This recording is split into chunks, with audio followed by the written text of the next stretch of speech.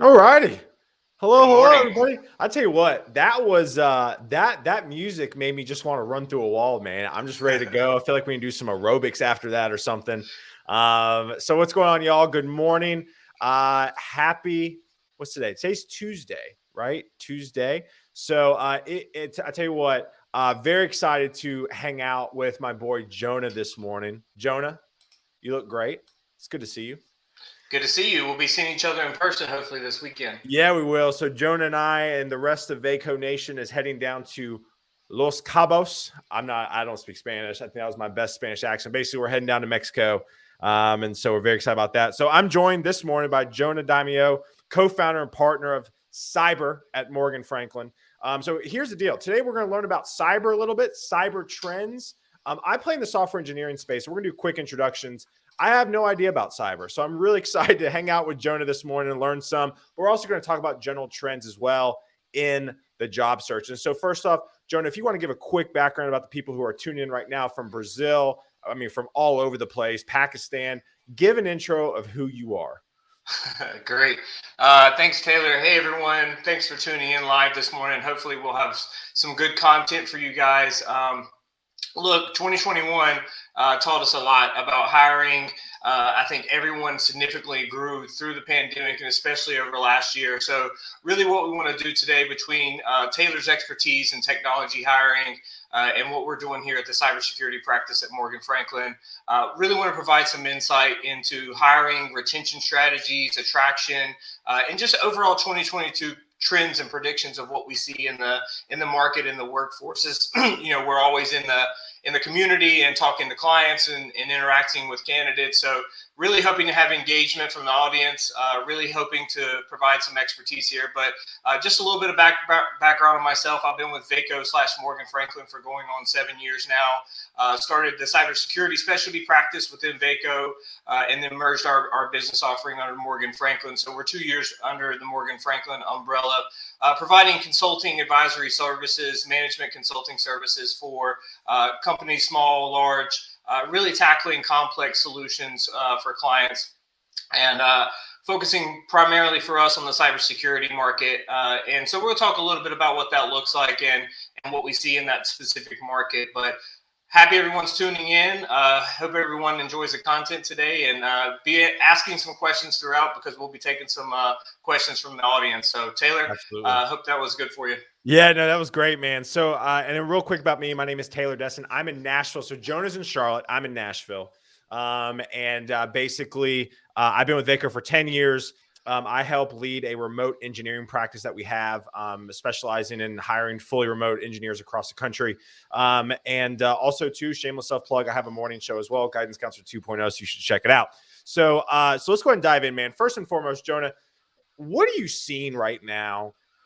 Just cyber trends, right? And when we say cyber, can you break down just super high level? Because like when I think cyber, I think what was that show on HBO? It was like Robot or something like that, where people are hacking computers and stuff. Like, can you give a quick background of what cyber is, and then dive into some trends you're seeing at a high level? Yeah, absolutely. So cybersecurity, GRC risk frameworks. When people think cybersecurity, they think breaches, they think companies getting hacked. You look at things like the oil rig shutting down. Some of the larger breaches that you've seen over the year. That's just a snippet of what happens on a day-to-day basis, right?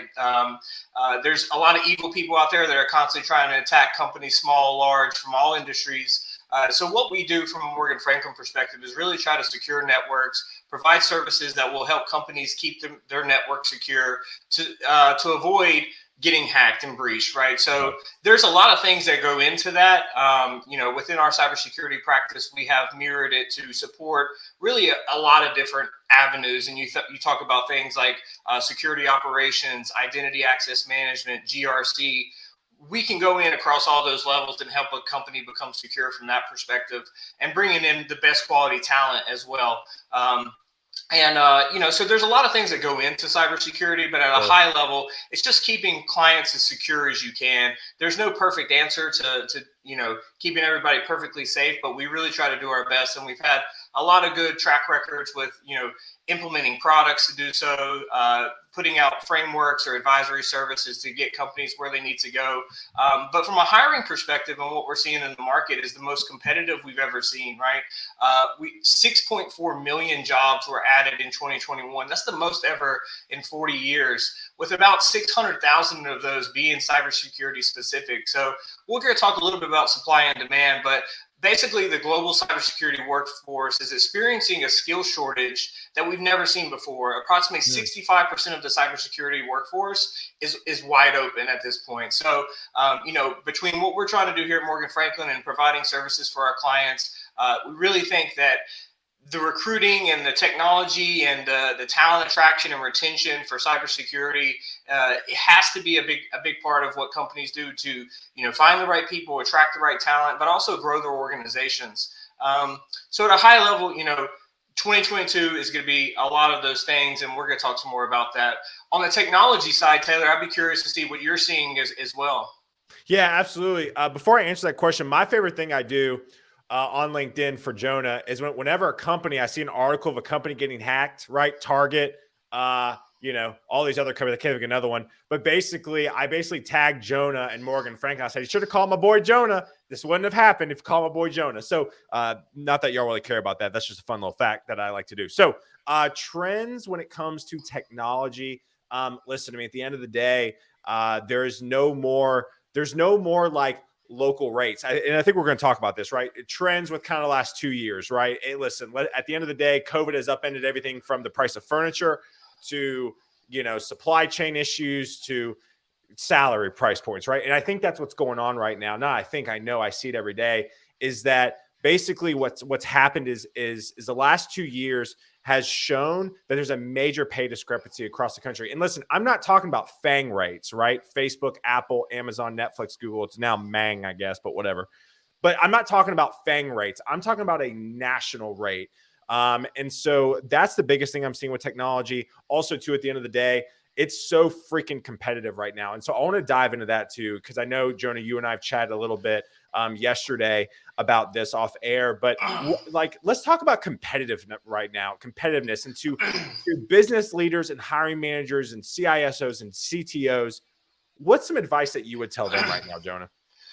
Yeah, so that's a great question, Taylor. So first and foremost, there's a lot of things that are built into this. And, I kind of want to paint what we're seeing and what we're trying to do here, because I think it's very applicable for a lot of different industries, right? So within the cybersecurity market, the most competitive talent, skilled technology talent is in the cybersecurity market, right? So what companies are having to figure out now that we're through getting through hopefully this pandemic and what 2021 has taught us, is that now candidates can really apply for roles across the U.S. or across the globe. There's a Gallup poll that shows that over 4 in 10 workers are only searching for remote jobs. So that's 40% of the workforce in cybersecurity that is only considering positions that are fully remote. And what that does for employers is it makes it a little bit harder to find the talent. You do have better access to talent because now you're not just having to hire somebody in Charlotte. You can hire somebody from Denver and work remotely. But also that same candidate that's in Denver now has opportunities to really apply for positions not in Charlotte, but in New York, Atlanta, wherever. So, what used to be we want somebody on site 5 days a week and we only want a Charlotte-based candidate has now shifted to we want candidates where we can find them. We want the best candidate. And you're going to be competing for that same candidate, not only within your industry, but within, full-time roles, consulting hires, contract opportunities. And that's really made it hard for companies to attract talent. So what we're going to see really heavily in the 2022 space of hiring and recruiting is we're on the verge of, where we came from gas-powered vehicles to electric vehicles, right? There has to be more innovation. There has to be automation, efficiency, and that goes from your hiring process all the way down to the interview process, right? We're doing virtual hiring now, virtual interviews, and that same person who's doing your interview may be talking to 5 or 6 different employers at any given time. So the overall interview process has to evolve. in 2022, and that goes for quicker turnaround for applicants applying. We're seeing things as far as like applying from a QR code, a one-touch apply system. If you still have a company that is using an ATS that's requiring a cover letter and a 10-step process to get through your ATS, you're going to be light years behind some of these companies that are more efficient in their applicant tracking process. So that has to evolve. You look at things as closer partnership with recruiting. Job descriptions are no longer a list of requirements. It's more so talking about things that we need in the job or what the project is, and not so, here's a list of requirements that we must have, because between the ATS modules and what we're seeing from the job descriptions, that's going to have to evolve, because you're getting a better access to more talent, but that same talent's going to be a little bit more structured in what they want from the position. They're going to have multiple offers at any given time. They're going to be talking to companies from across the globe, and they're going to be a little bit selective. And for all the candidates that are out there, you're in a candidate market right now, so you should be selective. Do your research, figure out how long it's going to take for you to get through that interview process, because you don't really want to jump on the first offer necessarily nowadays. You want to do some research, but also there's a couple other things that go into you accepting your offer, right? We're seeing a lot of companies that have to do faster wage growth for employees. We're at a 6% inflation rate, an all-time high in the last 40 years. And that's because of what we're going through the pandemic and some, economic factors that are a little bit out of our control. But what we're seeing in that market is companies figuring out a way to attract that talent, and then you have to retain that talent. So faster wage growth for employees, culture and value add. A lot of people just don't care about compensation nowadays. There's other things that go into it, from diversity, inclusion, race, equality, that they care about. You look at things like annual year-over-year increase in salary. If you're being stagnant in the same salary year-over-year, and you're in a highly specialized tech skill set, you're going to have to evolve yourself to make sure that you're keeping yourself up with the market standards. So we're seeing as much as 4 to a 15% year-over-year increase in just compensation to keep people engaged and staying in their role. And then I'll leave it with one more thing, is the overall mental and health well-being, right? COVID has played a big part in that. People are working from homes. They have their kids. They have other things that are going on in their lives besides their work. And a lot of people care about that. So what does my career growth look with the company? What do you guys offer from an overall mental and health well-being? There was another poll that came out that 87% of millennials care more about self-development and career growth than they do about compensation. So as we move out of the boomers into more of the, the millennials and Gen X, Gen Z, there's a lot of things that go into not only attracting the talent from some of those efficiencies and automations like QR code applying, one step process for application submittal, to also, offering an employee, make sure they're getting the right things they want from a market compensation, providing a value add from a culture perspective or a mental health well-being. And after you get that person in the seat, you have to start looking at other things like succession planning, career progression. What happens if this person leaves? How long will it take for us to backfill this person? And what does that look like if that person leaves? And also, what can we do to make sure that person doesn't leave? So attraction, retention, attrition will be some major focuses of what we see in 2022, just given everything that we've gone through. Yeah. So everything you said was straight fire, and I want to break down all of those, but we only have 15 more minutes. And so so the first thing I want to talk about is salary, right? And what's going on, because here's the deal. I want to let y'all know we had a job seeker on my team, a candidate on my team that we were dealing with, that got $100,000 counteroffer, almost. It was basically, total comp was $100,000, not just base, but total package. This was after their hiring, this person's hiring manager said, no, we don't have any more funds for you in 2021. Right? Like, companies have to realize right now that the short game is going to hurt you tremendously. It's going to cost you a lot more. It's going to cost you a tremendous amount more if you've also been behind the curve when it comes to pain. And so Jonah just said a bunch of great things that I definitely want to dive into, but I want to tell you this right now. Companies, hiring managers, listen to me, listen to us. There are no more localized rates. It is a national right now. You have to take care of your people, because all of my engineering friends tell me that they are getting DMs daily. I mean, daily right now from other opportunities. So you have to pay your people. But I also want to dive into something Jonah just said too. It's not just about pay, right? Jonah, I'm kind of curious. I said this the other day. I've had some pushback, but I said, I think we're going to start seeing the introduction of the 4-day work week now. Now, I had this conversation with a few hiring managers from Netflix on a podcast I was on recently. They were like, I don't think that's possible across the industry, with it being, a product-based service, SaaS company, always on 24/7, that may not be possible. But I feel like companies who can't even pay the national average are going to start luring candidates and job seekers to their companies with the 4-day work week. So I'm curious your thoughts on the 4-day work week that may emerge out of this. Yeah, that's a great question. So I think it's absolutely going to happen, and we're starting to see it more. You look at things with a distributed workforce and hiring process.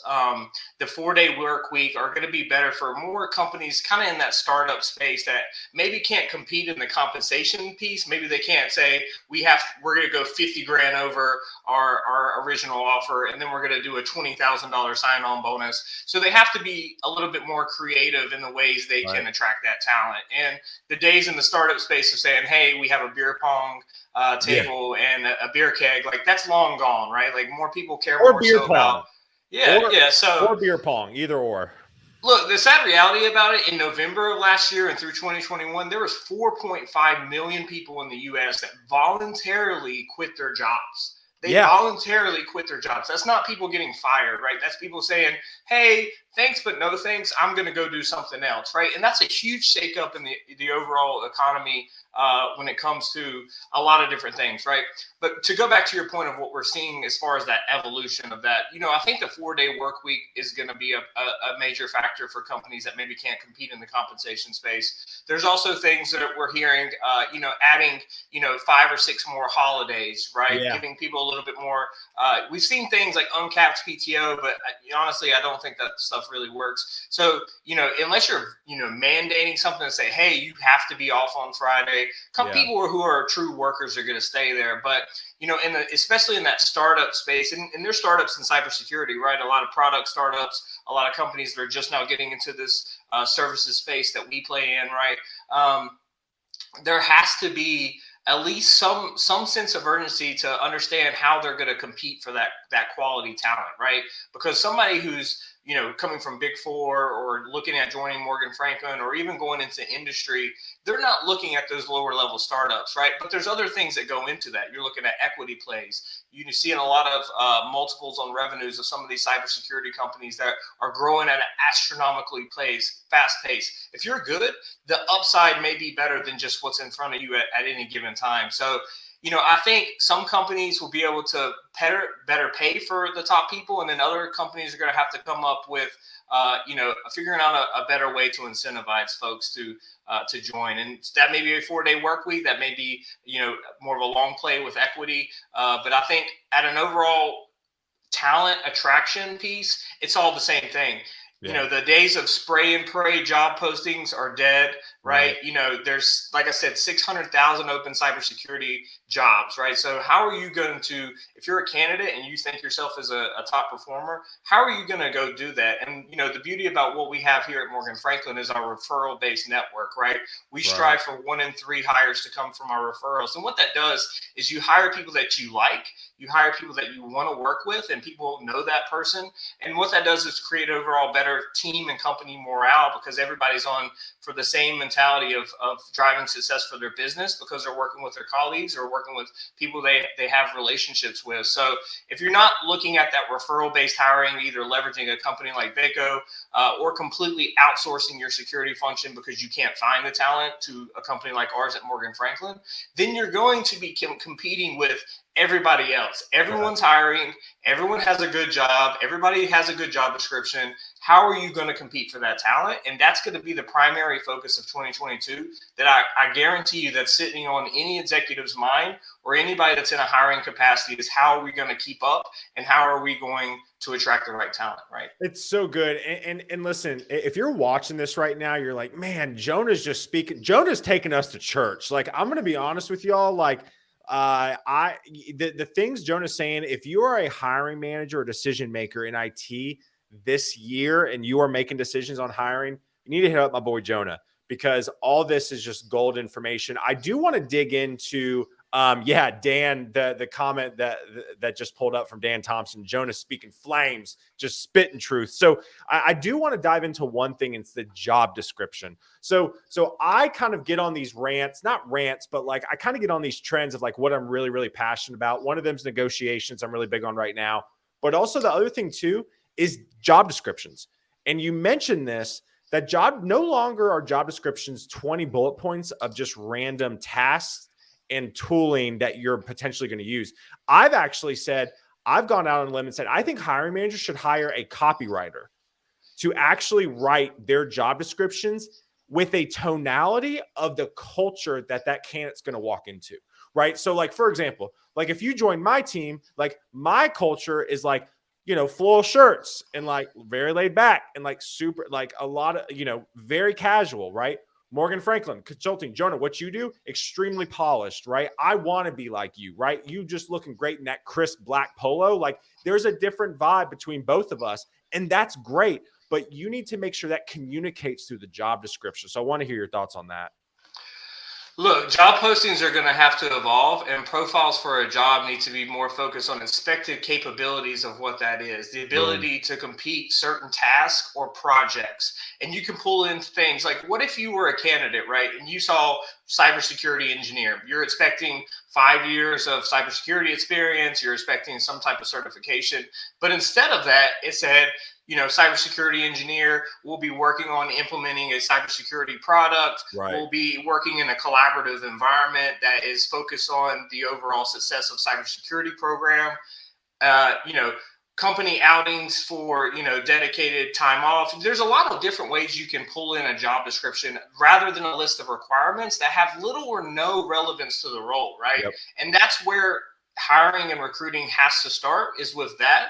But like I said, it goes back to, if you have, antiquated hiring processes, if you're interviewing and it takes 3 weeks to get through an interview, you're not going to be able to keep up. If you have an ATS that's just outdated and, you have to do a 5-step application process and then your resume goes into a dark hole, right, you're not going to be able to keep up. I mean, there's, if we look at how we attract talent between our referral program, between our network, a lot of the times we don't even have to post a job, right?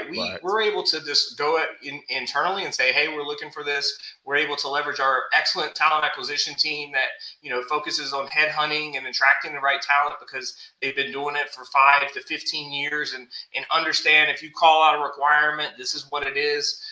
You have to either be partnering with somebody specialized, hire a specialized recruiter that, does what you want to accomplish, or partner with companies like Vaco for staff augmentation or direct placement, or, shameless plug, just outsource it to MorganFranklin, right? Yeah. So there's a lot of different things that are built into that, but at a core mechanism from the job postings, that's what we're going to have to see in 2022. Yeah. And that's what I want to get across. Right. And I want to say, and Jonah's already, alluded to it. Why should a company really leverage a recruiting consulting company like Vaco, like a MorganFranklin in 2022? Like, why? Like, I guess here's my thing, right? Recruiters, listen, there's a lot of bad recruiters and consulting companies out there, right?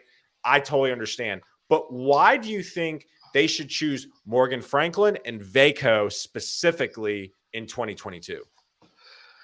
Look, it goes back to that evolution of the remote worker, right? It's here to stay. It's not going anywhere. It's only going to get more complex. So companies are going to have to undergo a makeover on the way they find, hire, and retain talent, right? Through the pandemic, labor and talent is more sought out now than ever, right? Top priorities for organizations and leaders everywhere needs to be focused on the talent side, right? We do this every day, right? So, within our talent acquisition team, within Vaco's recruiting landscape, we're always in the market trying to find talent, trying to find candidates. A lot of the time we have access to about a 40% candidate pool that, internal recruiters would never have access to, right? Yep. And that goes through our reach of been doing this, for as long as Vaco and Morgan Franklin have been doing it, but also some of the people that have been here throughout that time that have built relationship with people over the years, right? And, not to knock any, corporate recruiting teams or anything like that. There's a lot of complexity in that that overall make it, right. There's a lot more just built into, kind of the way we hire. But, overall, employers need to be cognizant of a lot of different things between the generational shifts, through the remote worker shift, the compensation, all these things. And that's going to impact, really the shift on how they reach and attract the talent. So we're already in the last 5 minutes. I knew this would happen. Anytime Jonah and I hang out, the time flies. So Jonah, I want to end on this and maybe some last general thoughts from you or myself. Let's talk about, so I'm really big. So I'm not a big gamer, but when I played video games, I played NCAA football, right? So like big NCAA football fan. I went to University of South Carolina. Shout out South Carolina Gamecocks. But one of the things that I would do on the game is put people maybe in a different position than they should be, right? So maybe you put the running back as a wide receiver, right? Maybe you put your tight end as a wide receiver, right? Cross training. And I think we're seeing that more and more in this industry with people making sure that they can offer more skills than just one siloed skill. So what are you seeing in the cross training side of things? And why do you think companies should cross train? Because I know why football players do it, but why do you think corporations should do it? This is another one of these things that I think is going to be a trend and prediction for 2022. And actually, there's an article that we posted last week around this. So go out to MorganFranklin.com. It's called Company Insights 2022. We'll put a link in the description below to check that out. But this is exactly one of the things I talk about, right? Companies will have to strategize ways to keep employees engaged, right? So organizations who are struggling to identify and retain the talent will need to invest heavily in the cross-training of specialized technical skill sets, right? Learning, development, and training will provide junior or non-experienced employees the opportunity to explore a new field or new technology within their company. We're also seeing even some of it on the senior leadership, because in cybersecurity, there's so many leadership roles, right? We're seeing seeing candidates or employees who have maybe been a CIO or a CTO start to pursue the security realm. And so, somebody who maybe has been a career CIO maybe took on security at a smaller organization and got that security chops to go be a CISO now. So all of a sudden, this person who's been primarily just technology focused is now a security focused person who's going to become a security expert because of that cross training and overlap. Yep. We see it in the app dev community as well, right? Oh, yeah. Security software engineers wanting to get more focused into product security, want to get more involved in application security. And then all of a sudden, they're a security engineer, and then they become a security architect. And maybe just, 5 or 6 years ago, they were just a pure back-end Java developer, right? So we're seeing a lot of that kind of come through this natural attrition of the demand of what we're seeing in the cyber world, but also some of that cross-training that companies can do if they can't find the right talent. Maybe they have somebody that's stagnant in their role. They no longer need them. Go bring somebody in to train that person, or have somebody to do some skill set overlaps so that person can go do something else. And you don't really have to lose the talent or try to figure out a way to retain the talent. Like I said, career progression and succession planning, huge focus for 2022. But this is a way to get there, right? Well, and I give a shout out to Vaco, right? I mean, your career has, gone a completely different way than probably you were expecting, right? Like you've cross-trained on a bunch of new stuff. Myself, I'm cross-trained on a bunch of new stuff too. So shout out Vaco. This is a shameless self-plug for allowing us to cross-train, because I would say Jonah and I are, literally we're one of the people at Vaco who has cross-trained on multiple different things. And we're still here. So I think there's some validity to that. So Jonah, as we wrap up here, and again, thank y'all. We've seen the comments come in. Thank you so much. As we wrap up here, Jonah, any final thoughts, last wise words of wisdom of Jonah Dimeo before you and I go hang out in Cabo in 2 days together? Yeah, hopefully we can get there safely, right? So the bottom line in 2022, people are going to be moving a lot of moving across jobs for a lot of different reasons, right? We talked about compensation adjustment, culture and value add, mental and overall well-being, cross training. A lot of those things will continue to be a major focus for 2022. But people, if you are in a hiring capacity, right? Compensation, work-life balance, corporate investment into a person's career, and their overall success within that career are major factors in this whole new hiring landscape, right? You can't just hire somebody and not talk to them or check in with them anymore. Yeah. That is done in this remote. And we didn't touch on this, but me and Taylor are big advocates for virtual culture. Like, what does that look like? How do you create a culture virtually, right? If 95% of your organization is remote and you only meet once a year, you have to be a little bit more cognizant to checking in with employees. But when as the talent needs come in, you have to look at all those things at a high level. Where they fit in, your overall well-being, and their position compared to market wage conditions really will be able to determine your company's success in attracting and retaining talent. Happy to have a conversation with anybody that has a passion for this. A lot of good questions that came in. We'll be sure to respond directly or DM you if we can. Thanks for joining today. Feel free to reach out if you ever have any questions about hiring, attraction, retention. We do this every day. I think between me and Taylor, we've hired more people than Google, right? So really passionate about this because we're in it every day. But again, thanks for joining. Hopefully it was a good conversation. Follow Cybersecurity Morgan Franklin Showcase page on LinkedIn. Check out the article, Company Insights 2022 on our Morgan Franklin page. And thanks for joining today. Yep, absolutely. Thank y'all. Y'all have a great Tuesday. Appreciate y'all a ton. Peace.